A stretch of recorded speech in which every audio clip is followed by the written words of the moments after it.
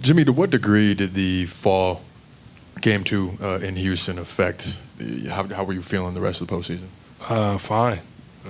Good enough to go out there and compete. We're not going to use anything as an excuse, so just didn't win. And then how would you just contextualize how different things were throughout the course of the series without having Steph out there? Yeah. Obviously, it's very different whenever you don't have Steph on the floor. The room is so much smaller. And I feel like everybody has to take on more and everybody has to play a little bit of a different role. But that's just the game. Injuries happen, but it is a lot different with Steph not out there. How do you view just, I guess, your few months here and what the future and with Yeah. this franchise can look like? Great. A bunch of great guys that work incredibly hard, young talent that's going to be incredibly successful in this league. It's all about, staying healthy as it always is and getting more and more comfortable playing with one another. When do you and Draymond and Steph get together and start talking about next year? That's a good question. That is a very good question. Maybe on the plane, I don't know. For sure sometime this summer. But when it happens, it will happen.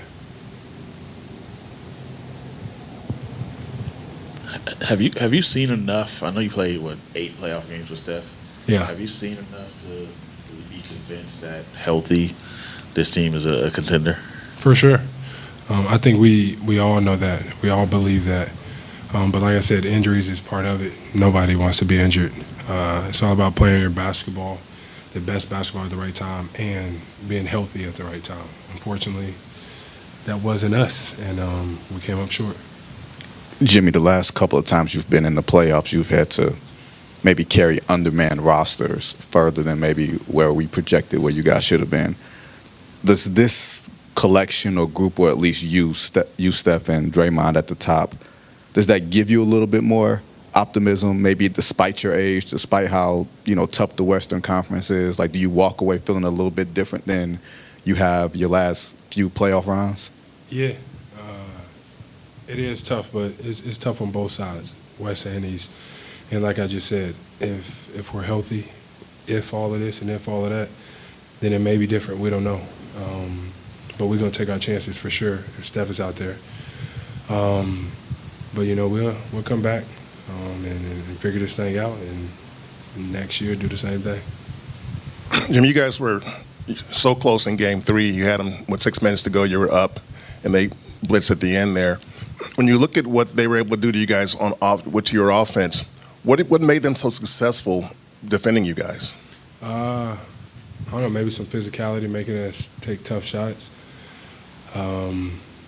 But I don't think it's ever the offense. I think tonight they shot 62%. So if we can't stop guys from putting the ball into the basket, it's going to be hard either way. So I'm not going to say that our offense was a problem. Guard the 3, make them miss a little bit more. On the other side, then, you guys had a really strong defense last few months of the regular season. What did they do to sort of take that apart? Move the ball incredibly well, get into the paint. I don't feel like we took too much away from them.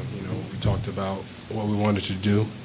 We did it in some spurts, but not the entire game, which we needed to do. So they played well. You got to give them that.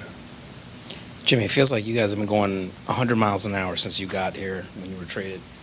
What's it going to be like to have a full season with this team, and what do you think you guys can do more based on having a full season, full camp with this team? Yeah, I think it's going to be fun. A lot of great basketball to be had and to be played, and I can't wait to get to that point because I don't want to be not playing basketball. 425.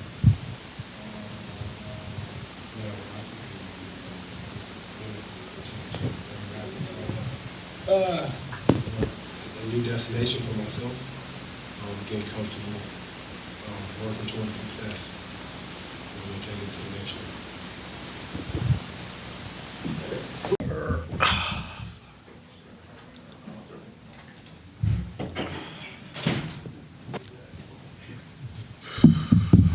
Draymond, how tough is it to end a season like this under these circumstances without Steph?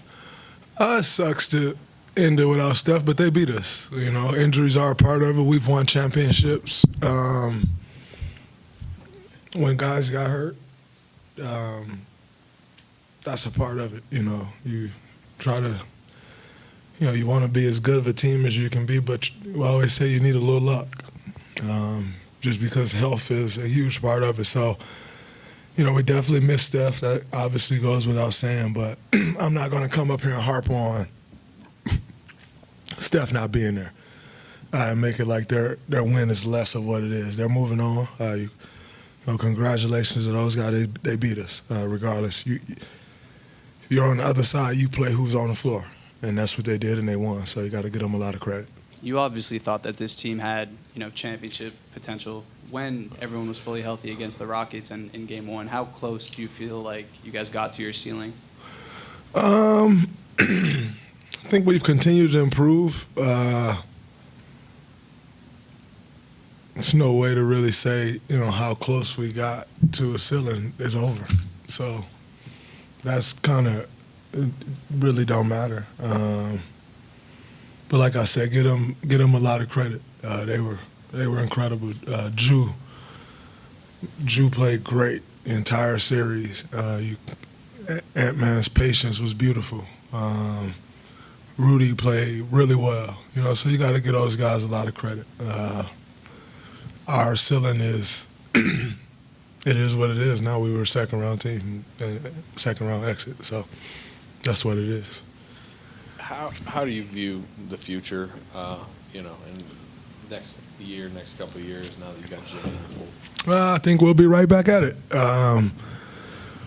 Sucks to end this way, but we think we got the pieces to make another run at it and do it again, and that's going to be our mindset going into the summer. You know, do all that got to do to improve. We got one of the best ownership groups and front offices in the NBA. You know, they'll do whatever they feel is needed to help the team improve. And us as players, you got to get back in the lab and do what you got to do to get better. But I think, you know, come next year, we'll be right back at it and give ourselves a chance again. Draymond, your final game of the season and your two big scorers obviously were both 22 years old, Pods and Jonathan. How would you sort of characterize their growth this year, and what do they need to do next to be more of a factor next year? I think anytime you're starting to grow in age, years experience, the one thing you can always do, or the one focus that I would say is your consistency. Doing it on a nightly basis. And I think, you know, you look at those guys, and Moses as well, Guy Santos, QP, Pat, you know, they all made tremendous strides throughout the course of the year. Trace, you know, and it'll be a big summer for all of them. Obviously, JK's got the contract situation. You know, I always wish him the best with that, you know, been in that situation, whether it's here or elsewhere, you know, you just wish him the best. But I think, you know, we saw the growth from those young guys. You know, next year for all of them, you hope to see them take that next big step that they're all capable of. Draymond, you had said this team had the capability of winning a championship. Is there anything you guys need to do differently to reach that, or do you think it's just a matter of staying healthy next season? I mean, you go into the offseason, you better get better because everybody gets better, or attempt to get better, I would say. And so that's always got to be the goal. And so that'll be our focus. I think I still have that belief wholeheartedly. That has not changed one bit. And, you know, you retool, you do whatever it is that you got to do to take that next step and give yourself a better chance. And here at this place that we are, I have no doubt in my mind that they'll be looking to do it. And with Jimmy these last two games, do you think it was the illness he was dealing with that kind of impacted him down the stretch? Well, I think, number one, their defense just kind of started loading up on him. It made it a little tougher, but I know he was definitely under the weather. But, you know, we're not group that's going to make excuses. Give those guys credit. They defended well. They did a good job. Go back to the drawing board, figure out what we need to figure out, and come back next year. But the credit goes to them. It's, not going to sit here and say, oh, man, he was sick, or, he would have played better if he wasn't sick, or we would have played better if Steph was out there. Got to give them guys a lot of credit. They're moving on to the Western Conference Finals. And they put the work in to get there, regardless of who didn't score, who was out there. They're moving on. And, kudos, congratulations to them. They played a hell of a series. You and Jimmy and Steph led the charge down the stretch and the playoffs and everything until injuries and stuff like that. But people are going to say going to next year that, they can point out how old you three guys are. Is that a factor? Is that a legitimate concern, or is that something you can get past? They pointed that out last year and the year before, too. One thing I can assure them is every year we will get older. Just like every year. You'll get older, and he'll get older, he'll get older. You don't age, huh, Scott? But I don't worry about that one bit. I feel like I'm still improving. I feel like Steph's still improving. I feel like Jimmy's still improving. As long as you're improving in this league, it'll treat you well. It's when you stop improving that the bottom falls out. And I still think I personally got a lot of room for growth, and I'm sure those guys feel the same way. So, yeah, I don't worry about that one bit. You feel like you guys pretty much got all you could out of this postseason, considering the circumstances? I mean, Jimmy coming mid-season, Steph going down. I mean, just do you think that you guys went about as far as you could? Or do you think you guys still could have gone, should have gone farther? I definitely think we should have gone farther, but we didn't. Yeah. So, it is what it is. Yeah, we lost, so I guess we did get all we could, but I still think we could have went further, and I always think that. But with Ant being Ant and Julius playing like he is, how good is that team? They got a chance. They got a real shot. Anytime you got a number two that can just go get it, you give yourself a chance at the, to go make it happen and get a ring. And like I said, the way Julius been playing, since he came back from the injury, by the way, it ain't just start. Like the way he's been playing since he came back from his injury, he been lights out. So, I have no doubt that he'll continue to play that way. He's aggressive as hell, and he gonna go after it. He got that mindset. Always have had that mindset. So, and it's clicking for him. So I think they got a real shot at it. When you got two dynamic, and then they got all the pieces, right? Like they got Nas coming off the bench. Jaden McDaniels is a hell of a young player. Rudy, 4-time Defensive Player of the Year. Mike Conley and his experience. Dante flying around and defending and shooting. Alexander, they got pieces, so it's just not one or two guys. They got a real team. And so I think they got a real shot at it. Draymond, the best teams in the West at the top, they got a combination of young players who are getting better, not just Minnesota, Oklahoma City, some of the other teams. You guys are a little on the older side.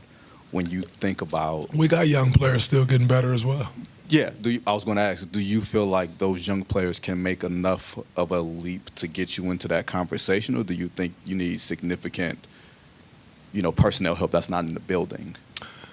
I think every team in the NBA feel like they need personnel help that's not in the building. That's just the way this league works. I don't think any team, maybe I'm wrong, but I don't know any team that came back with the exact same roster next year.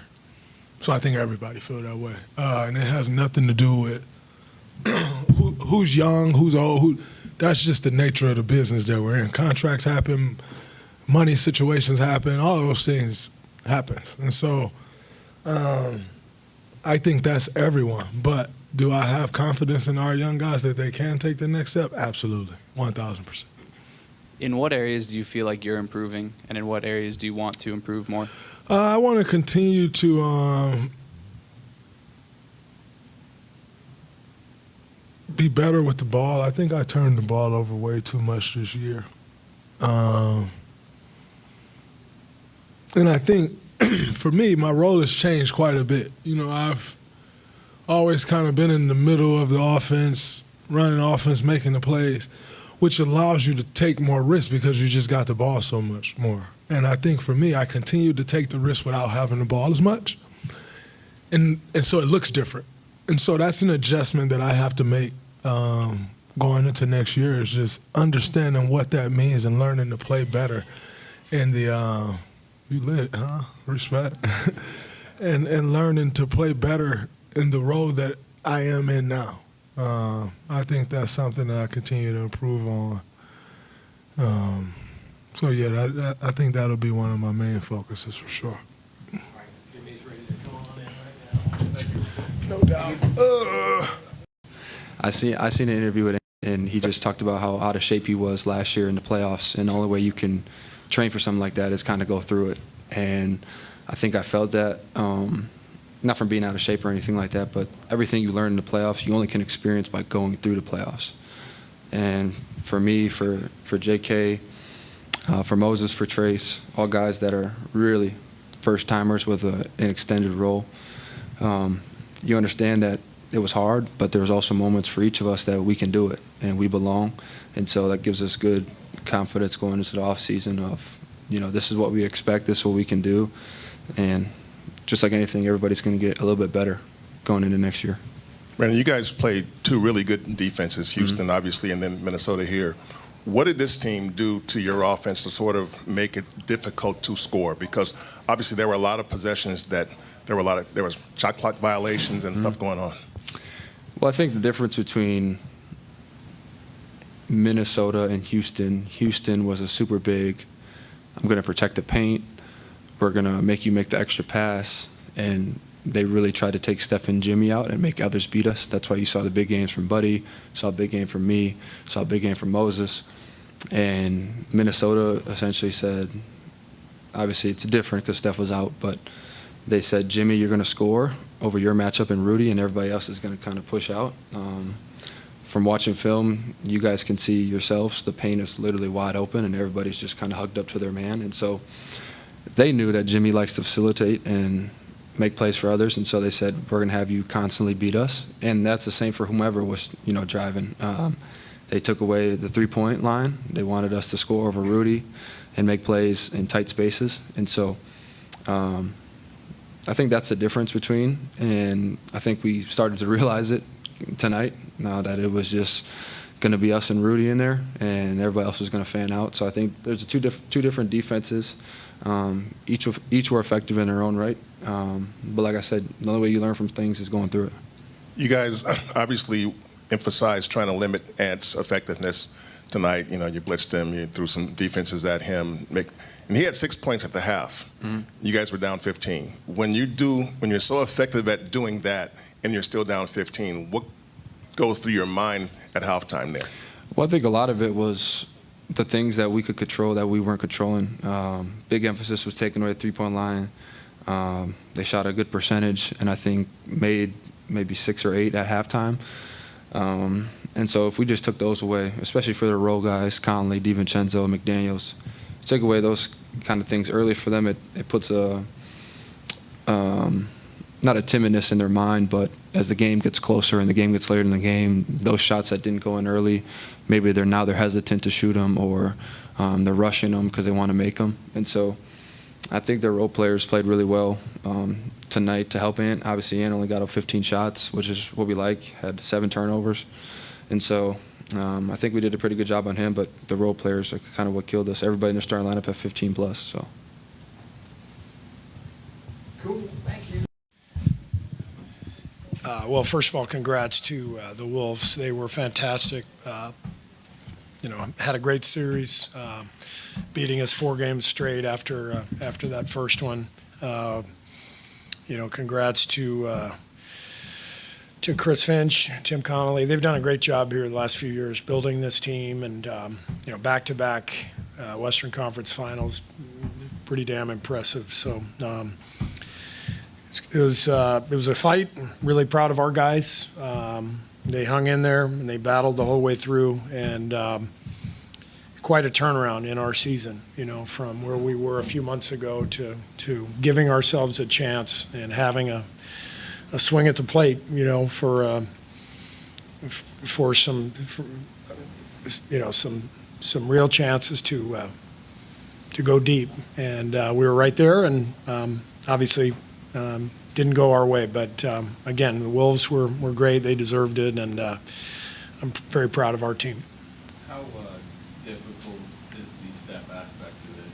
It's kind of the what if that you always live with. Yeah, I mean, injuries are, part of the playoffs. I learned a long time ago, the playoffs are really about health, and then just guys stepping up and making some big shots, big plays, in key games. That's what decides every series. And so we've been on both ends of that, and it's just part of it. So there's no sense in dwelling on it. And, I don't want to take anything away from what Minnesota just accomplished. So no sense in even talking about Steph. How much carryover do you feel like there was from going 7 with Houston from the last series into this series, just the attrition that series required?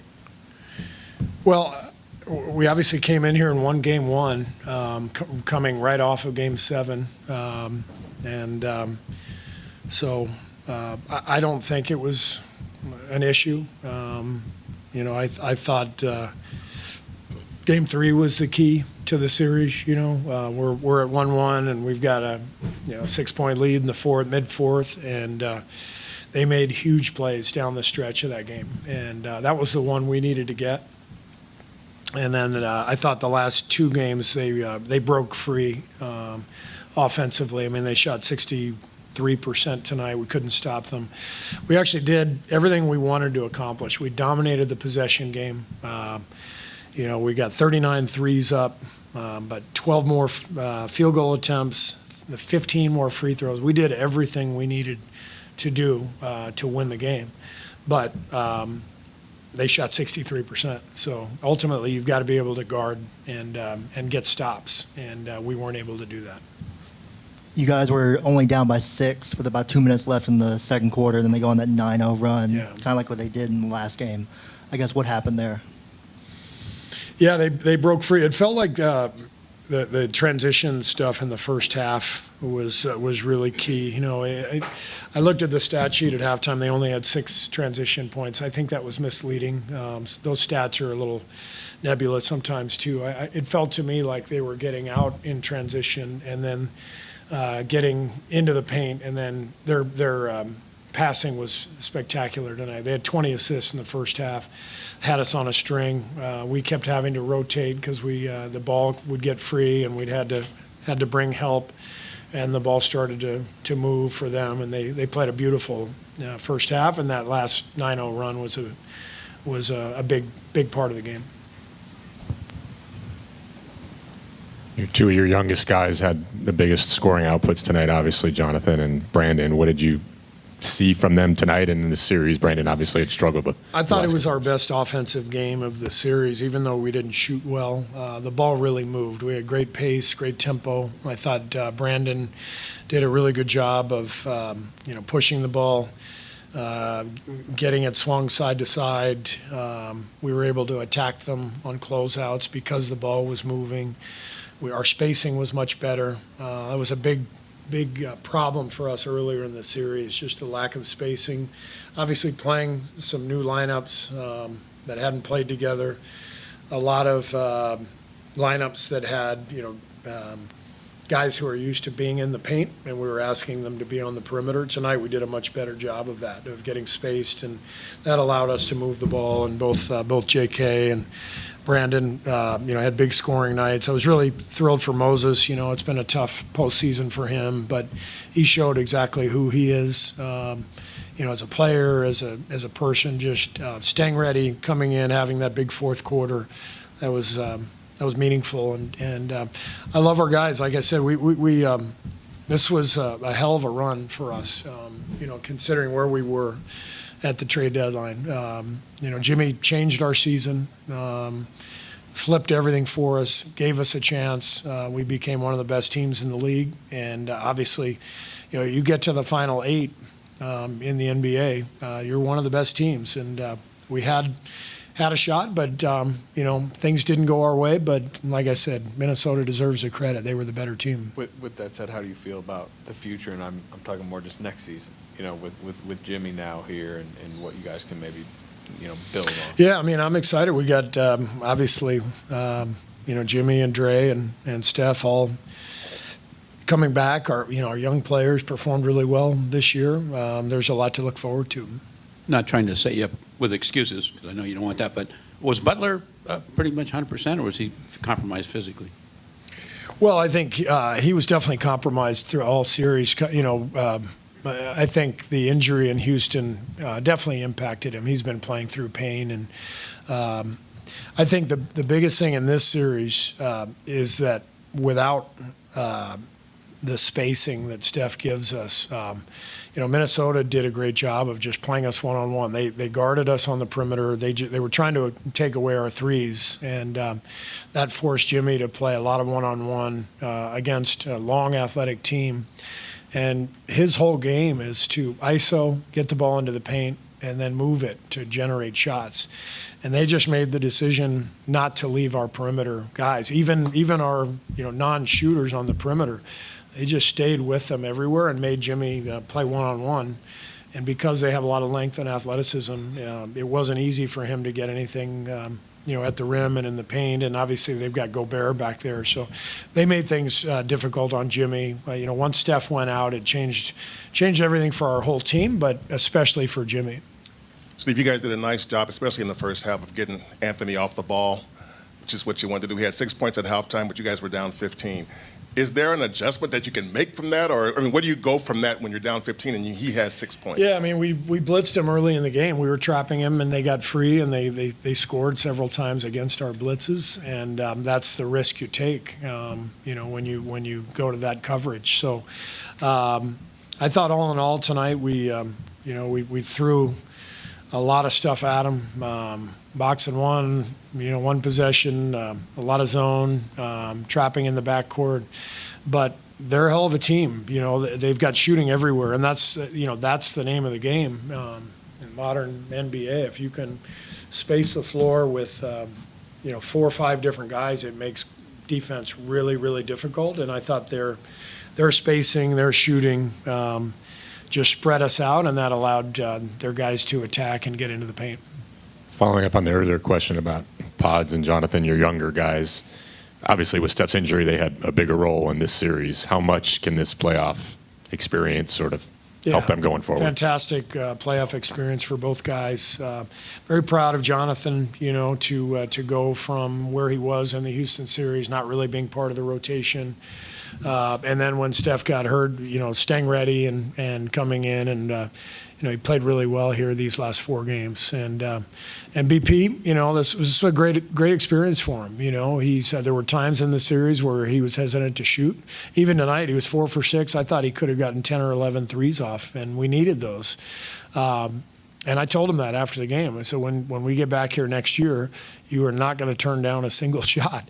And that's part of the playoffs. I lived it as a player. It is it's a mind game. I call it, something more profane. It's, but the playoffs are they are a mind game. And it's really easy to lose your confidence. Teams throw different schemes at you.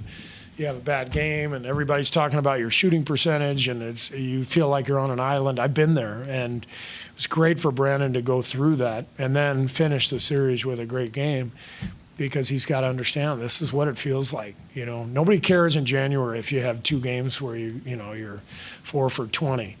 But in the playoffs, everybody's writing about it. Everybody's talking about it. You feel exposed, and that's a big part of playoff experience, is understanding you got to keep firing. You got to stay aggressive, keep your confidence any way you can.